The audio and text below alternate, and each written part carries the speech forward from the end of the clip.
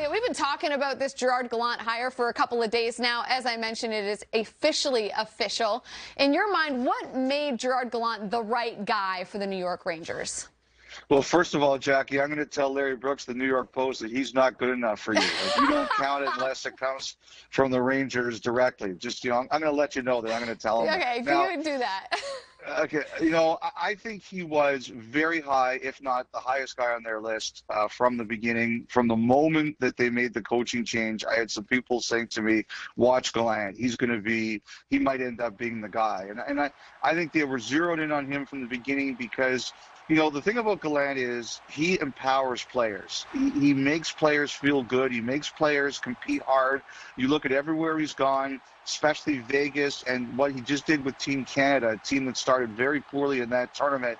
He makes them believe, and he's passionate, and guys want to go through walls for him. And the Rangers wanted that. I think they did want to wait to see about Mike Sullivan. I think they did want to wait to see about Rod Brind'Amour.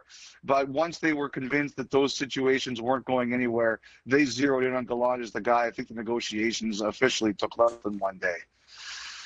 All right, let's talk about Jack Eichel, because every day it feels like there's something new developing in this story between Eichel and the Buffalo Sabres. What are you hearing lately about what's going on with Jack Eichel and when we can expect something to happen, whether he stays or goes? Well, the conversations are going on, Jackie, and I think the Sabres and Eichel's reps are trying to keep this as quiet as they possibly can.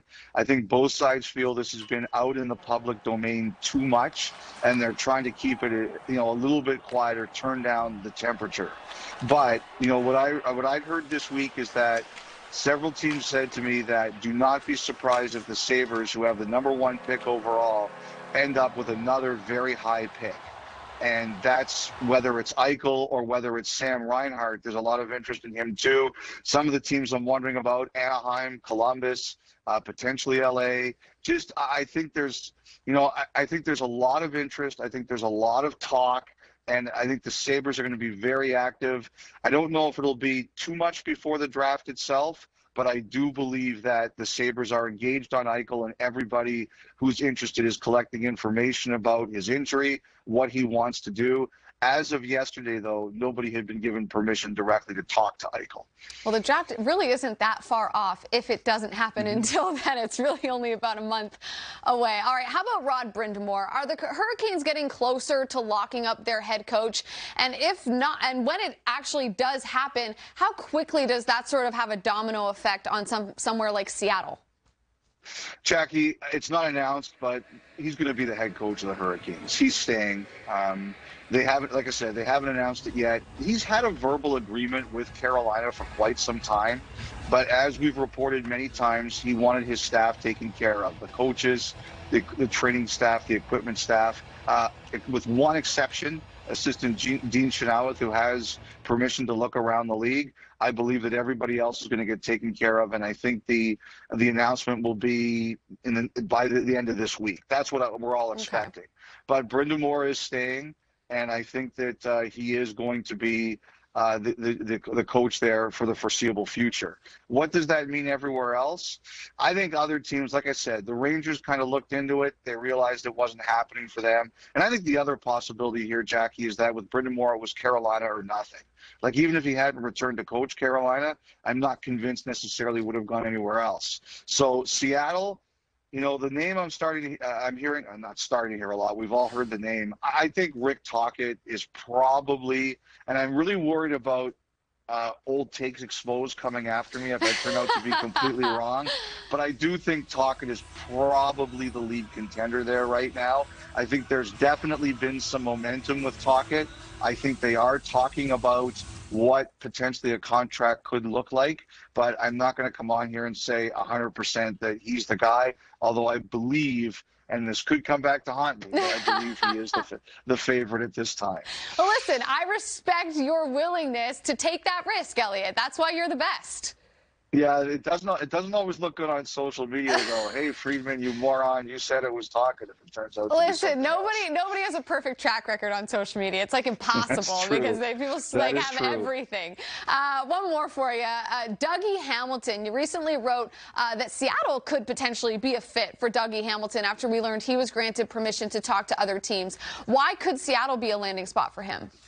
Well, there's a couple reasons. There's a lot of circumstantial evidence. Number one, when Ron Francis was the GM of Carolina, and that was before they traded for Hamilton, Francis, hoarded defensemen. He loved his Ken Danicos. He wanted as many defensemen as he could have out there. And, you've got it right there. And, and you don't have Slavin, you don't have Pesci, but those were guys they extended and made sure that they were the backbone of their team. I think also, if you take a look at the free agent market the next couple of years, there's Hamilton's the big one this year, but next year it could be potentially Seth Jones, it could be Colton Parayko, it could be Darnell Nurse if those guys don't re-sign or are traded to situations in Jones' case where he re-signs. There's also a lot of other good depth defensemen out there, guys like Alec Martinez. Like, there's a lot of good D who are on the market. So you know that Ron Francis likes D. You know that there's a lot of D in the free agent market. And if you look at what Vegas did in the first expansion draft, there were 4 defensemen they traded right after the draft. Mark Method, Trevor Van Riemsdyk, Alexei Emelin, and one other I'm forgetting right now. And they traded them for 4 draft picks and a prospect. So there's that history there too. I do think that Seattle will be aggressive about its blue line.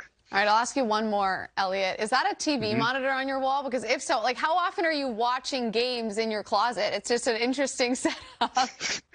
This is not my closet. I'm not. This is my dressing room. It's not my closet. My bad. Okay.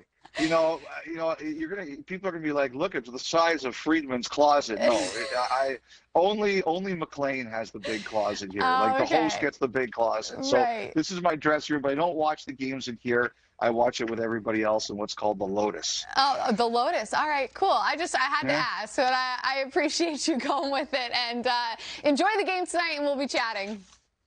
All right, guys. Take care. Have a great night. Take care, Jackie.